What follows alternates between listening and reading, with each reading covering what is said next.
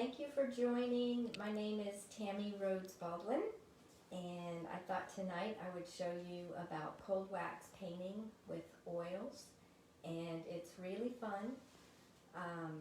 There are so many tools and things to tell you about, so I think first I'll show you some of the basic tools, and then we'll do a little bit and I'll show you some of my pieces that I've done.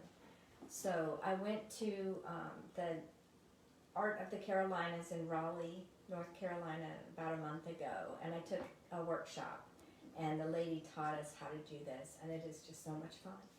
So one thing I've learned is that it's very messy. So you'll want to wear old clothes. It gets all over your hands, so you'll want gloves, or you can use this gloves in a bottle, and it really works. It doesn't keep things from sticking to your hands, but it's much easier to get it off after. So I did put some of this on, but I'll probably still wear gloves once I start. The main thing you're going to need is this Cold Wax Medium, and there are a few brands. This is Gamblin, and it's made up of beeswax and linseed oil and rosin. And apparently you can make your own, but it really does go a long way. So then you'll also need your paints. So I've got some Charvin paints here, different colors. Any brand of oil paint. And then also, these are called Pigment Sticks, and they're really messy, but they're fun too. And the important thing about these is that you keep them in a container. So I just keep all of my paints in here with a lid, and that way they don't get all dried out. But even if they do get dried out, you can cut off the tips, and like with one of these palette knives, just scrape it off, and it's like brand new underneath. So they're very messy, but they're kind of cool. And when I show you some of my work, I'll show you the marks that made. Also, I went ahead and bought a bunch of crazy, these are things that I found for a kitchen that you would use when you're doing baking, but they make nice marks, you know, across the oil, the wax. Lots of palette knives, and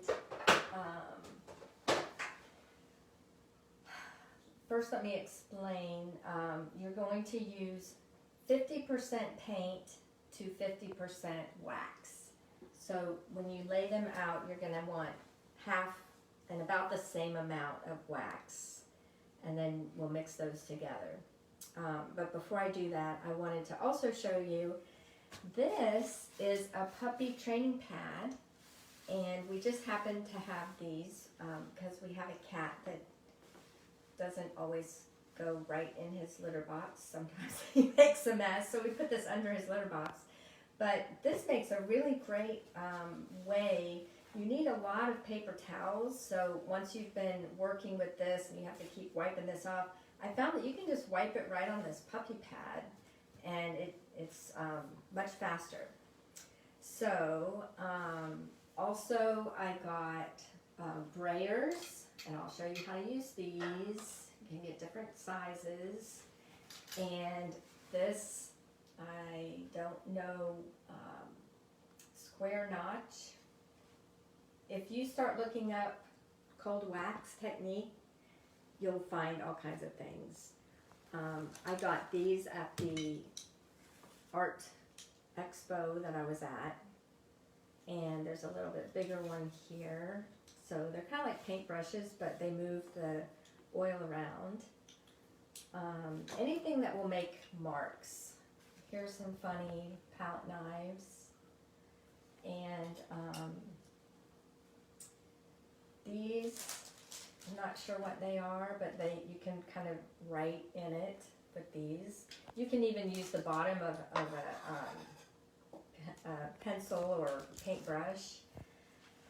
The most important thing I think, and that most people who do cold wax use, is this. And this is another kitchen tool that they use for baking, and it is silicone, and I forget the name of it, but they have this, and this is also another one called Catalyst, and they're both for baking. But they do the same thing, and in a second I will show you how that works. I guess I'll just go ahead and get started, and then as I think of different techniques to show you, because I have different types of paint too, I'll just jump in. So first of all, I decided to start with this. It's a birch panel, wood panel, and I like using wood because when you start scratching into it, it doesn't scratch down to the canvas. You don't see canvas underneath. You just see the color. You can also do one coating of acrylic paint. You never want to put acrylic over oil, but you can put oil over acrylic. So you can do 1 or 2 or 3, however many coats of acrylic paint you want first. And that way when you start scratching down, it will scratch down to that color. And then I like the panels that have the little bit thicker sides too. You can tape these. Sometimes I do that. I've got some things over here that I started. Oops, here's one. Actually, this might be a good one to show you. This is what I use, those pigment sticks, the marks that they made. And then these marks here, I think were from this tool. But this one, I did tape the sides, and then you can untape and either leave it white, so it's just white underneath, or you can paint the sides the color. Like on this one, I painted the sides all black with acrylic paint because it dries fast. All right. Recently I showed you all this one, and I went ahead and framed it. And I think it looks really pretty in a frame. This is the one that I used music. So my sister brought over some of my mom's old music, and I cut some pages out of her music books and incorporated that. So you can do collage, and I think it looks really nice in the frame. All right, so let me go ahead and get some gloves on. And this is also sometimes called wabi-sabi. I think that's how you say it. And it's like the Japanese idea. You know, have you ever seen where a dish breaks and then they use this gold, really pretty gold pigment and glue to glue it back together? It's not like they try to make it, that's backwards. If they try to make it look like it was never broken, you can actually really see where it broke, but it looks cool, and it shows that it has a history. So that's kind of the idea here. You get started, and then you just keep peeling back layers, going back over until you feel like it's done. So that's the tricky part, is knowing when you're done. So what I'm going to do here is just combine these. When you do this, it makes the oil painting very matte. So I'm going to just go ahead and wipe that on here and combine the wax and the paint. And you can do different amounts. You don't have to stick to 50-50, but I think that's what people normally do. This is a sap green.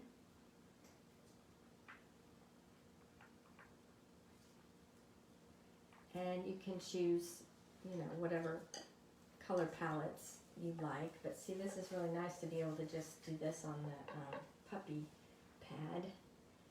And this is a very cobalt or ultramarine blue. That one almost looks like it could use some more. It's still really shiny. And black. So I like using the titanium white and black. And really, the sky's the limit. It's just up to you. So I'll just start, I think, with this blue because it's nice and dark. And you just start putting it on. I'm not going to worry about the sides right now. I probably should have taped them, but that's okay. And I hate to waste any of it, but you kind of have to sometimes. And I'll do a little bit of green.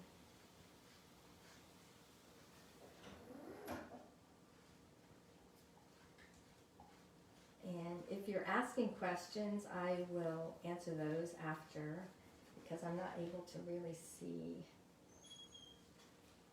This is my first time doing a live, so once I get used to it, I might be able to look around at my computer and see what's going on, but all right, so this is covered now with the first coat, and you can see it's just blended nicely. It does take, you can wait until the next day if you want to. I just keep going over though with different colors, and if I don't want them to mix, I just turn this over.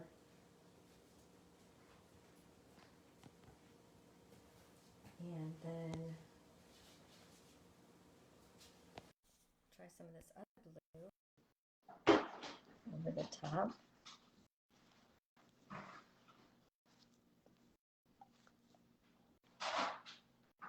Maybe a little white, more white.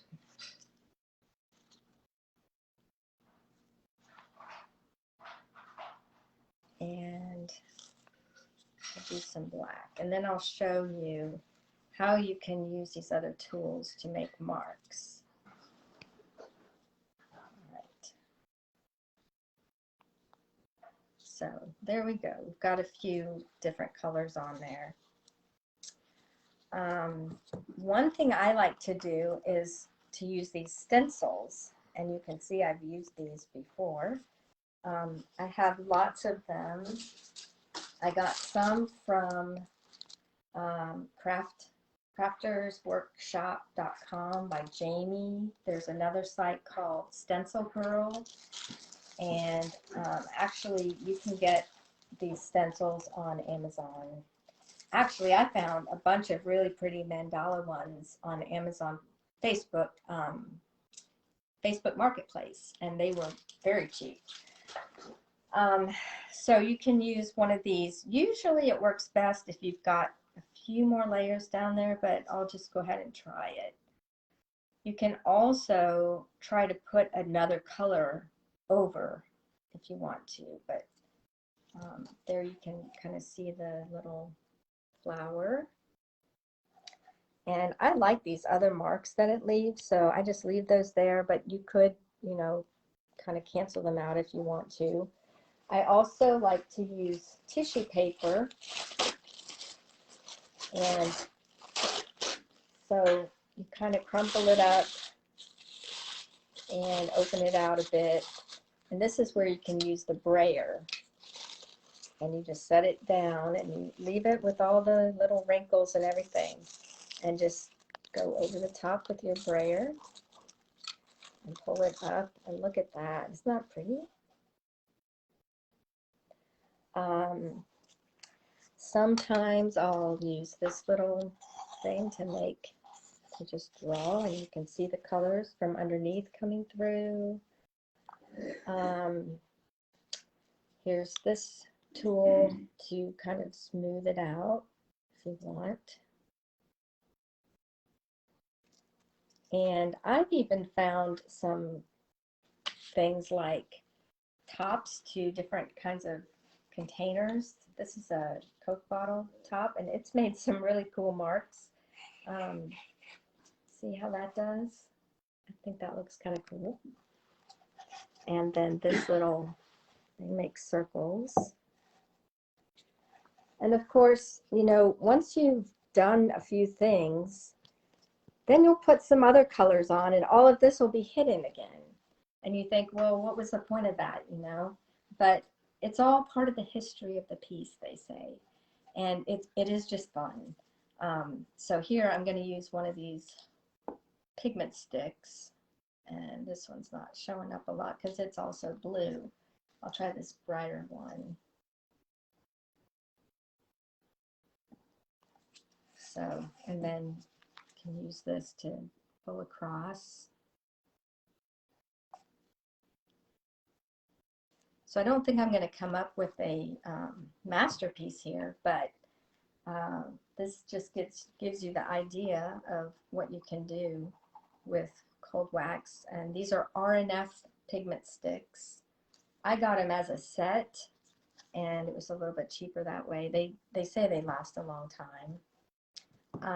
Also, these are fluid acrylics. And I found that this looks kind of neat when you just let it kind of drip onto there a couple times. And you can let it kind of just drip, or you can use your scraper, and it's a really pretty effect. I love that color. And when there's texture beneath it, you know, it looks really cool. Also, there's this, it's called an oiler boiler, and all it is Gamsol, which is also by Gamblin. Gamsol is what you can use to clean your tools when you're finished and to get the oil off your hands as well. But if you use it, some people use it in a spray bottle like this. So that's Gamsol in here. And I might do that on a larger piece. But for this little thing, I'll just use this oiler boiler. And you just let it kind of drip in a few random spots. And you wait a minute. And it kind of will seep down through the layers so that when you scrape over it, you'll see some of those underneath layers. So I don't know if that's been 30 seconds or not, but you can see how it's showing that lighter blue from underneath. So it's hard to really set out with a plan in mind. I mean, you can have colors in mind and different types of tools, but I found that it just turns out the way it turns out. And if you don't like it, you can just go back over it, try some other colors. Sometimes I found that I tend to be a little dark, so I just go over things in white and then scrape through it so those colors come through, but the white kind of makes the whole thing not as intense. One last thing I thought I would show you is these are powdered pigments, and these colors aren't necessarily the best for, well, this one might be good. I just got a few of these, and I'm going to use my palette knife to get a tiny bit of that out, and I'm going to use a little wax with it.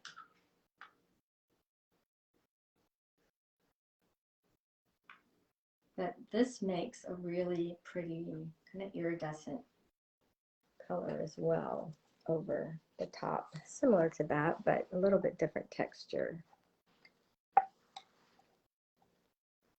And the class I took, the lady took a little bit of it, and she just kind of let it fall on the piece like that, and then she sprayed with this stuff.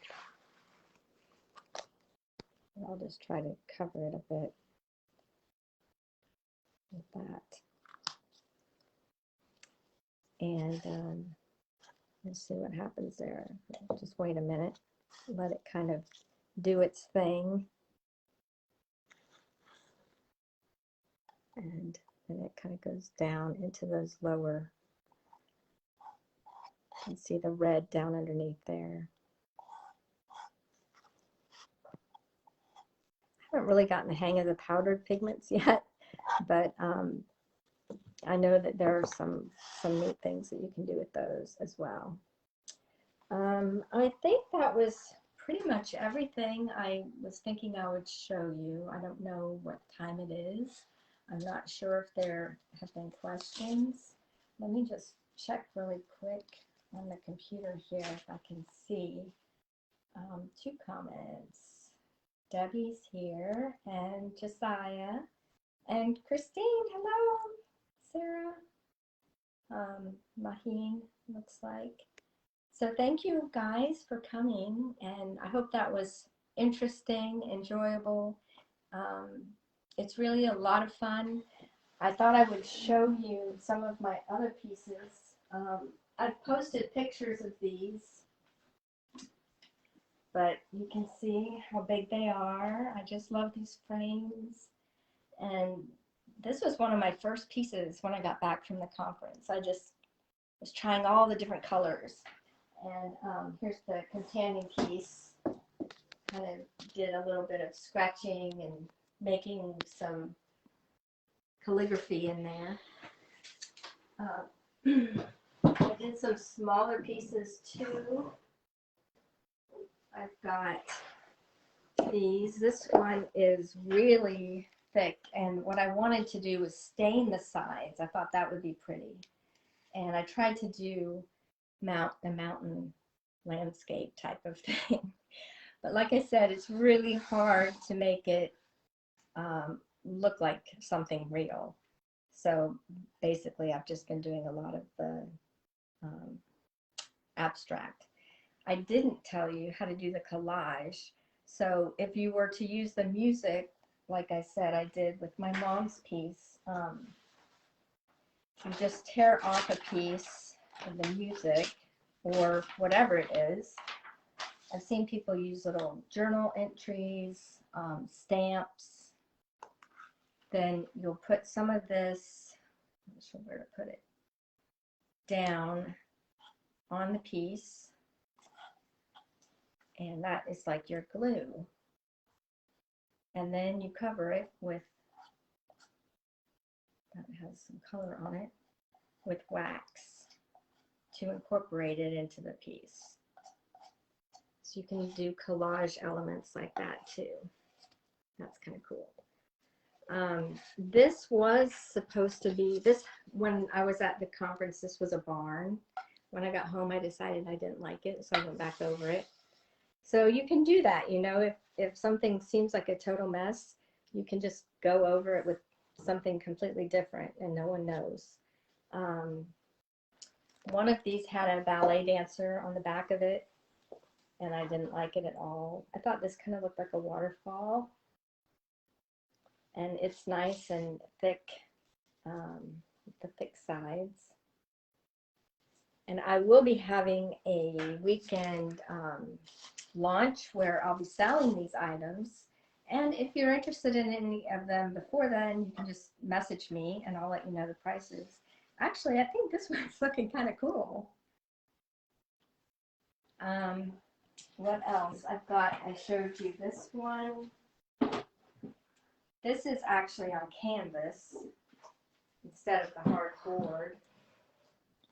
And this is also on canvas. And again, and here you can see the stencils that I used, and some of the little marks with the, what do they call it, notched tool,